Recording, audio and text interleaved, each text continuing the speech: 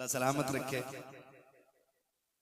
तो रब का शुक्र है उसने ये राहत अता की। कई सारे भाइयों के ये सवालात रहते हैं और आज तो कसम खुदा की सोशल मीडिया ने इतनी नाजायज औलाद पैदा कर दी है अपनी कि जो कीड़े मकोड़ों की तरफ फसाद फैला रहे हैं। क्योंकि जो करामात, रिवायात और जो बुजुर्गों के हवालों से अजमतों की तहरीरें पढ़ते और सुनते हम बचपन से चले आ रहे हैं ना, आज कुछ कीड़े मकोड़े उन्हीं का इनकार करने पे लगे। तो ये भी फितना फसाद का बाजार बड़ा गर्म है। मुझे उस तरफ जाके बात नहीं करनी है, बस मैं इतना कहूंगा, आप सीधे और सादे लोग हो, इन फितना फसादों से निकल के इतना याद रखना, महफिल मुस्तफ़ा कल भी अजमतों वाली थी, आज भी अजमतों वाली है और सुबह क़यामत तक मुस्तफ़ा की महफिल की कोई मिसाल नहीं बन सकती। कई बार ये लोग कह देते हैं बीच में आकर के, भाई ये जलसा क्यों कर रहे हो, क्यों, क्या जरूरत है इस जलसे की। तो हम पहले एक जवाब दे दें, हम ये जलसे क्यों करते हैं। जो जिसका होता है उसी की बातें करता है, जो जिसका होता है उसी की बात करता है। हम आला हजरत वाले हैं ना, तो मौजू कोई भी हो तकरीर का, बात आला हजरत की आई जाती है। इश्क मोहब्बत, इश्क मोहब्बत, इश्क मोहब्बत, इश्क मोहब्बत, नारे तकबीर, नारे रिसालत। जो जिसका आशिक होता है बात उसी की करता है। वाह वाह, क्या बात है। हम जानते हैं हम गुनाहगार हैं, खतावार हैं, हम जानते हैं ये सूरत हुजूर को दिखाने के लायक नहीं, लेकिन इतना हक तो हम भी रखते हैं ना, जब याद हुजूर की आती है उनके नाम की महफिल सजा लिया करते हैं। क्या बात है, माशाअल्लाह। ये हक तो हमारा भी है, ये हक तो हमारा भी है। हम गुनाहगार सही, मुजरिम व बदकार सही, चाहे कैसे भी सही हैं तो करीमा तेरे। क्या बात है भाई, आला हज़रत ने शेर कहा था, मैं गुनाहगार सही, मुजरिम व बदकार सही, चाहे कैसा भी सही हूं तो करीमा तेरा। ठीक है ना। तो है तो हम उन्हीं के मुजरिम व बदकार, गुनाहगार। हम ये महफिल सजाते हैं ताकि हमारे दिलों को ठंडक मिल जाए। एक फायदा।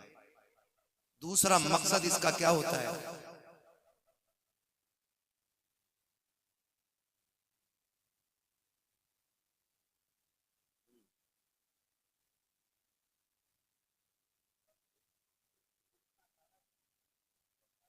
है तो करीमा तेरा। तो मैं आपसे एक बात अर्ज करूं, दूसरा फायदा, सारे लोग ना तो मदरसा जा पाते हैं और ना ही उम्रें रह गई हैं, किसी को जरूरतों ने रोक दिया, किसी को हालात ने रोक दिया। तो कम से कम ऐसा होता है कि जब ये महफिलें सजती हैं ना, तो जो साल भर की कमियां होती हैं इन महफिलों में बैठ करके उन्हें दूर कर लिया जाता है और अमल के मैदान की तैयारी हो जाया करती है। क्या बात है, माशाअल्लाह। तीसरा फायदा इस महफिल का ये होता है कि हम दुनिया में आए क्यों हैं, रब ने हमें भेजा क्यों है, हमें ये मकसद फिर से याद आ जाए। ठीक है जी, इतने सारे फायदे। अब उसके बाद मेरा एक सवाल, इल्जामी जवाब है ये लोगों के लिए। ऐसे लोग भी होंगे, कमेटी वाले बैठे हैं यहाँ पे, हैं कमेटी वाले, इधर हैं। इतनी ठंड लगी है कि हाथ नहीं निकाल पा रहे हैं कमेटी वाले। ठीक है ना। आज जलसे वाले हो, काश कल हुजूर ये कह दें कि मेरे गुलाम आ जाएं। वाह वाह, क्या बात है, माशाअल्लाह। बस ये उम्मीद रहती है, जी जी, ये उम्मीद रहती है, वरना लाओ दूध का धुला हुआ मेरे पास, जो अपना जन्नती होना वाजिब दिखा सके। क्या बात है। आला हजरत जैसा अल्लामा कह रहा है, मुजरिम को न शर्माओ, अहबाब कफन ढक दो, मुंह देख के क्या होगा, पर्दे में भलाई है। क्या बात है। पता नहीं कुछ लोगों को कौन सा पारसाई का कीड़ा चढ़ गया है ना। अब उनकी बारगाह में, खैरियत थोड़ी है किसी।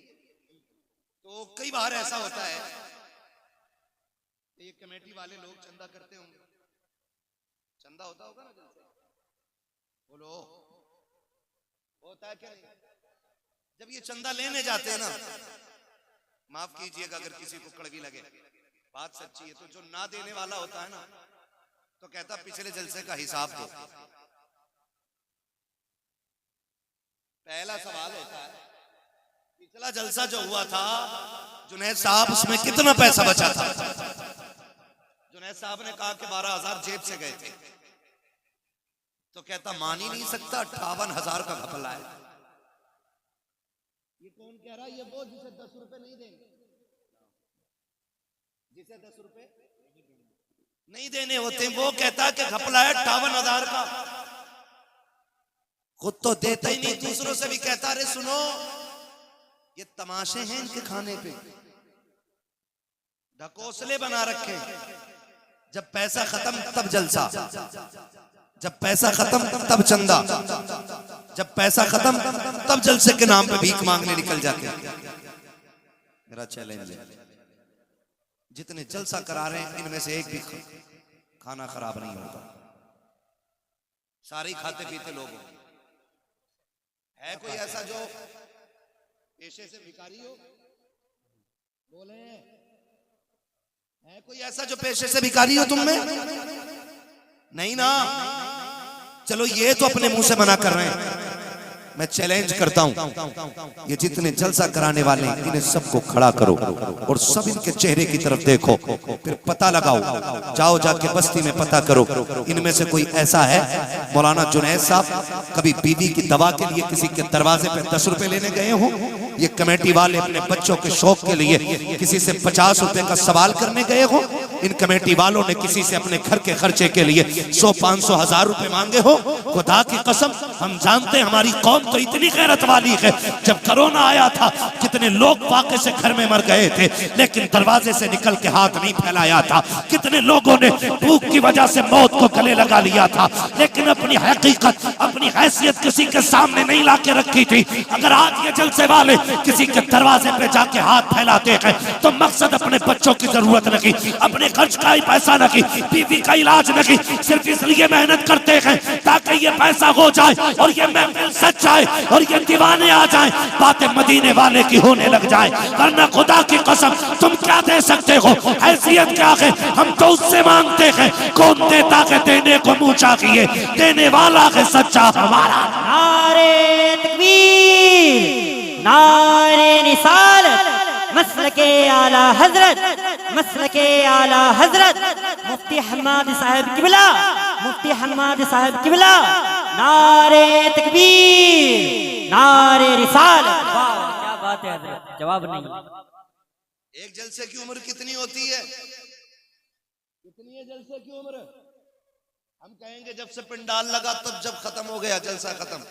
नहीं, जलसा तब से शुरू होता है जब से तारीख मुकर्रर की जाती है। क्या बात है, मजाक समझ रखा है? तेरे घर में तेरे बेटे की खतने होती हैं तो पूरा मोहल्ला सर पे उठा लेता, उससे 4 मेहमान नहीं संभाले जाते। सलाम करो कमेटी वालों की हिम्मत को जिन्होंने हजारों लोगों का इंतजाम किया। क्या बात है, बेशक। वो तो करते ही नहीं काम और दूसरों को करने नहीं देते। ऐसे भी कितना परवर लोग हैं, हर जगह का ये मिजाज बनता जा रहा है। लेकिन कमेटी वालों, बड़े हो तो छोटा समझना, बराबर के हो तो भाई समझना, और छोटे हो तो बड़ा समझ के बाद यकीन के साथ पल्ले बांध लेना। दुनिया कुछ भी कहे, हमें इनसे कोई उम्मीद नहीं, हमें मदीने वाले से उम्मीद है। वाह वाह, बेशक। हाफिज़ मिल्लत फरमाया करते थे कि जब कोई काम करता है तो लोग उसकी टांगे खींचा करते हैं। हाँ, और हयातुल हैवान के अंदर मुल्ला अली कारी ने लिखा है कि हिरन कभी शेर के हाथ ना आए, सिर्फ एक गलती करता है जो वो पकड़ा जाता है। मुल्ला अली कारी हयातुल हैवान के अंदर लिखते कि हयातुल हैवान के अंदर लिखा हुआ है कि हिरन जो है ना कभी शेर के हाथ ना आए जो उसकी रफ्तार है, पकड़ा सिर्फ इसलिए जाता है वो क्योंकि वो मुड़ के पीछे देख लेता है। अगर वो पीछे मुड़ के न देखे तो कभी शेर के हाथ नहीं आएगा। इसलिए काम करने वालों, कुत्ते भौंकते रहते हैं, हमें अपना काम करते रहना चाहिए। जी जी जी, बेशक। मुड़ के पीछे, मुड़ के पीछे, मुड़ के पीछे, मुड़ के देखोगे रफ्तार धीमी हो जाएगी और कुत्तों के डंडे मारोगे तो काम बंद हो जाएगा, क्योंकि फिर कुत्तों से लड़ते रह जाओगे। बड़े बूढ़े कहते हैं कुत्ते भौंकते रहते हैं, मस्त हाथी, कहावत याद है ना ये, मस्त हाथी चलता रहता है, अपने हिस्से का काम करो, कोई कुछ भी कहे फिक्र नहीं, हमें अपना इनाम अपने नबी से लेना है। बेशक ये महफिल अज़मत वालिदैन के